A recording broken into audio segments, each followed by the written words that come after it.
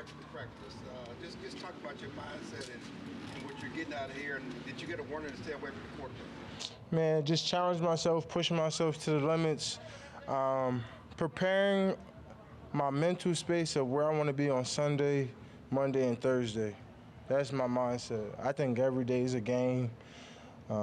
Every day is a chance for me to work my craft and show you what I'm going to be doing on those days of the year. So every day is important. Warning to stay away from that. Did I get a warning? I'm asking. Mike said to talk to you about it, stay away from the red jerseys. Yeah, I get warnings every day. But, I always been wanting to push towards that line. Micah Parsons for ESPN. When you look at your defense with you, DeMarcus, Gilmore, Trayvon, how important is Leighton to what you all do? He's the most important piece. That's one person that I was super excited to have back. You talking about someone that knows and commands the defense inside out, making sure everyone's lined up.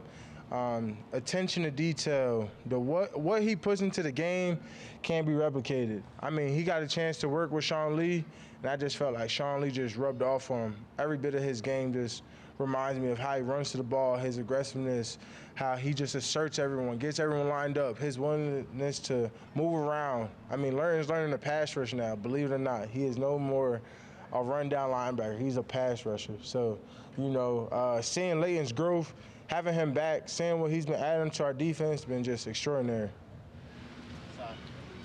Micah Parsons with The Athletic. DeMarcus Ware went to Hall of Fame today officially. I know you have a relationship with him. Just what kind of things have you picked up from him, and what is it like to see him kind of finally get that? Yeah, super excited for D. Ware. I mean, talking about a guy who set the standard, 20 sack seasons. I mean, a guy who just outright just dominated in his prime and just went out in the right way. I couldn't be more excited for him. I thought he was the first ballot guy I looked up to. And, his IQ, bro, anytime you just talk to him about football, when he just came in that one day, I just learned so much. And he just really grabs the room. And, man, when you talk about handwork and technical and soundness, I mean, that guy is the epitome of that. So, it's always great to learn from him and just hear from him and just see his success. What you're doing out there, is it going to be difficult for you to wait till the season starts? Because it seems like you're ready to go right now. Yeah, I'm ready to go right now, man. I think, my training coming in here, man, I was already getting ready. So a lot of guys, they might wait to go through camp to kind of go through the motions and kind of edge off and get ready. But my mindset this year was like, I want to be so far ahead of everybody. Times camp come, I'm already going to be literally in mid-season form, getting ready to dominate. So, that's kind of was like the mindset of heading into this year. Nick Harris, DallasCowboys.com. How is your training this offseason specifically translated onto the field so far? How do you see it being different from last season right now? Yeah, man, just my hands, my footwork, my eyes, what I'm looking at. Just everything's more clear. Obviously, the experience is playing a huge part too, and just the reps of what I wanted to be really good at, the conditioning, the tempo. That's the key part. I kind of hear some guys saying, "Man, I'm tired." I was like, "This is what I'm talking about. This is what I like.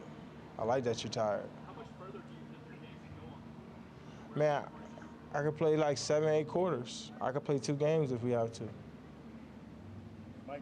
Michael Gilpin.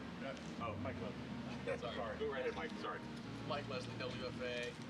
Last time we talked with you, you talked about some of the challenges that you've laid down before your teammates.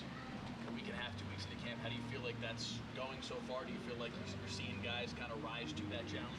Heck yeah, man. These young guys is really rising up. I'm glad they're kind of looking at me because I'm considered a young guy myself, but they're kind of looking at me as a guy who's putting in the work, guy they feel like they can ask questions to.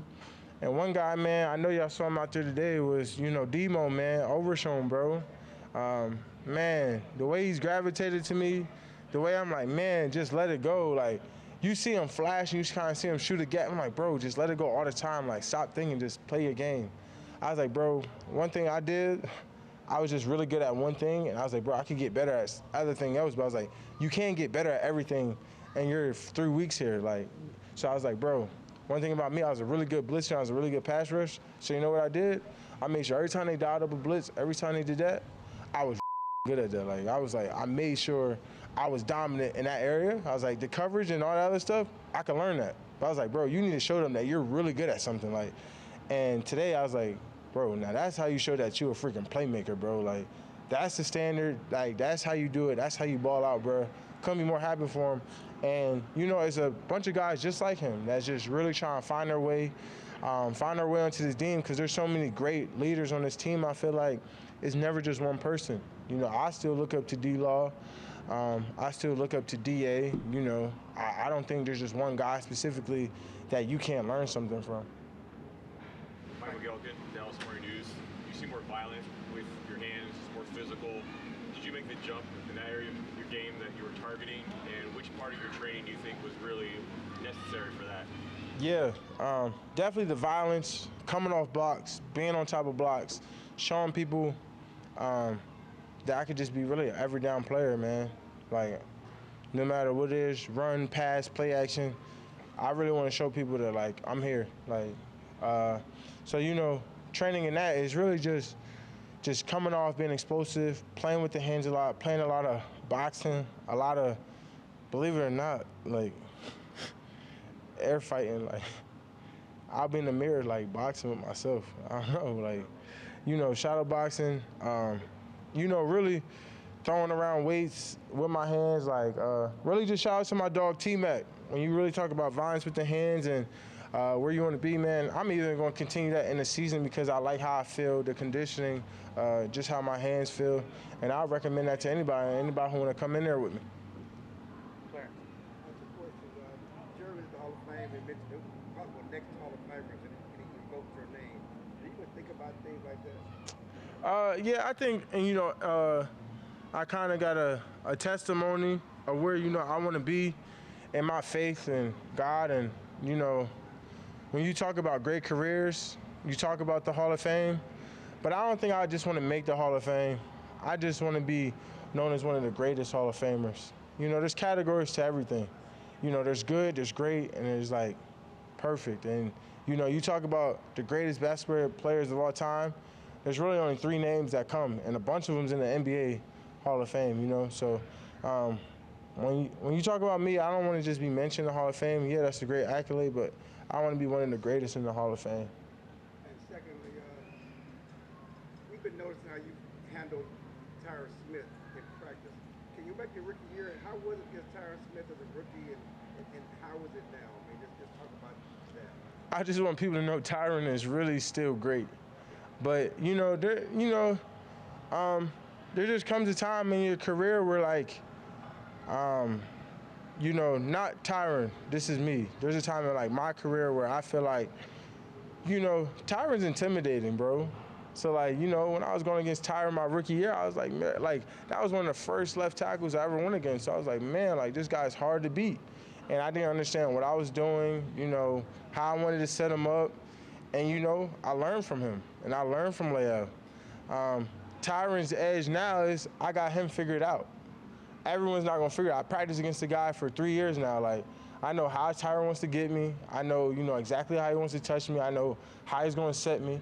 Not everyone can do that. You know what I'm saying? So I don't want people to feel like that's him. And that's just also me getting better. Like, I'm just learning how to pass rush now. Not that Tyron's not great. That's what people are talking about. When you were a rookie, it was your best thing, but you didn't really know what you were doing. Yeah. Now you kind of know what you're doing. And now you see it? And that, yeah, now I know what I'm doing. And that's what I think is going to be the real big difference. Even last year, I would start at linebacker, then they kind of bump me back down again. And I'm trying to learn the position midway through the year. I think this is the first year where, like, I know my keys, I know my reads. Like, I fully know every position on the field. Micah, to you, who are the elite of the Hall of Famers, and how do you get there? Yeah, to me, a guy like Lawrence Taylor, obviously that guy. A guy like, you know, Jerry Rice, you know, a guy like Primetime, you know, Michael Strahan. They all had a legendary season.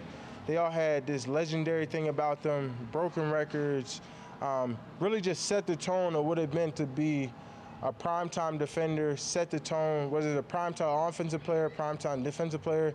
They really just set the tone on what it meant to like be great and how to separate themselves from others. And you know, they all had their little own swag. And you know, when you talk about who has the record, Strahan still has the record. You know, most sacks in a year, so he set himself for that. And then you know, primetime, anytime the ball was in their air was his. You know, so everyone got something about them. And, you know, when you really talk about the greatest, you think of those guys, like how dominant and a force they was. And, you know, Aaron Donald's going to have the same thing. Back in your off season for a second, how did you come up with your plan of what you want, going to Austin, doing more stuff with Tony Mack and things like that, back up when you got back to Dallas? So basically, you know, I looked at where I was at and then where I wanted to be.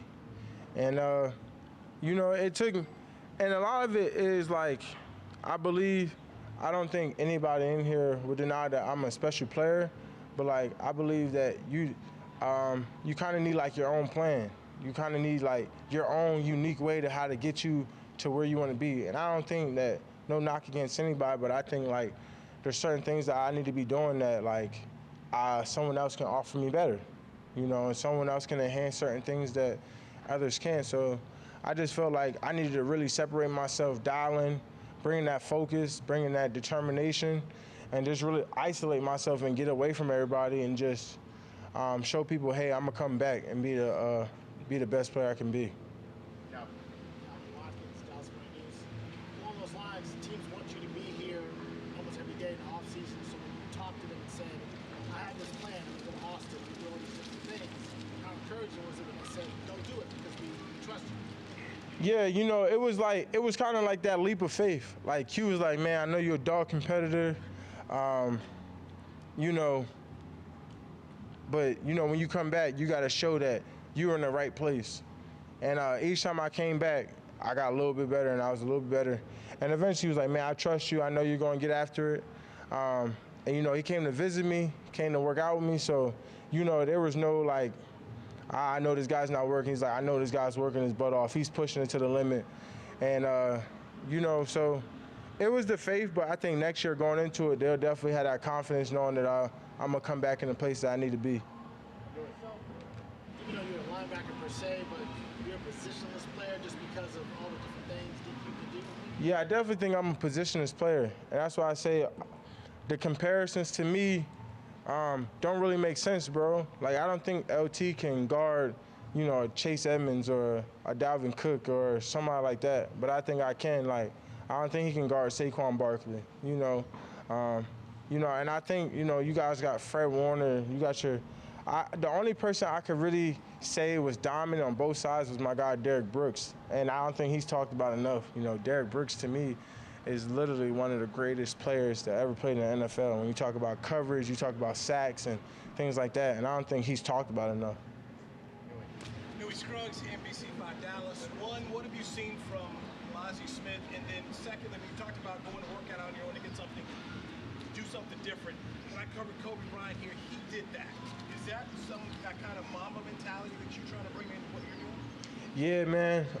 First, Mazi, super explosive, super strong.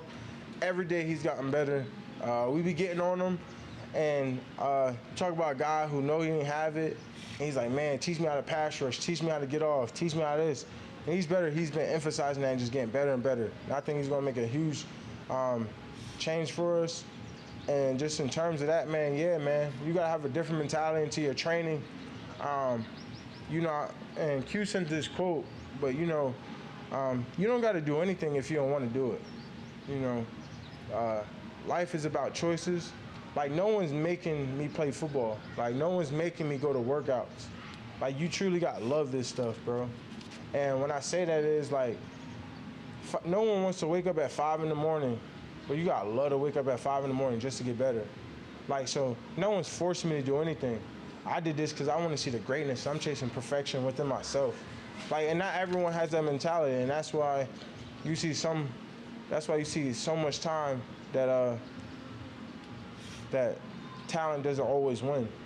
And talent and skill set never really takes you to the top. It could take you to a point, and it could take you on top of the mountain, or you can get close to the top of the mountain, but it never gets you over the hill. And for me, I just didn't want to see that for myself. And for what I want, I just know kind of the mindset and everything that I had to do. John. During the individual portion earlier today, you had the boxing glove on, and then you grabbed your wrist at the end of it. Did you do something wrong on that play? Yeah, I was just being stupid and just jammed my joint, like. But I'm pretty fine though, like, nothing too serious right there.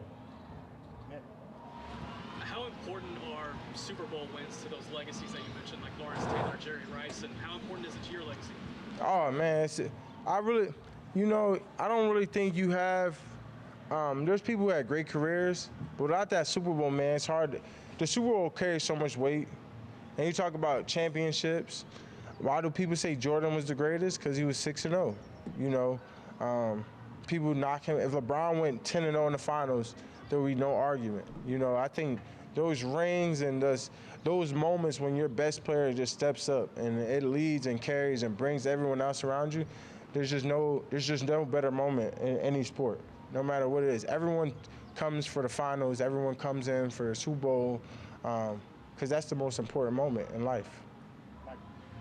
Before the snap, when you're rushing off the edge, how much of a rush plan do you have?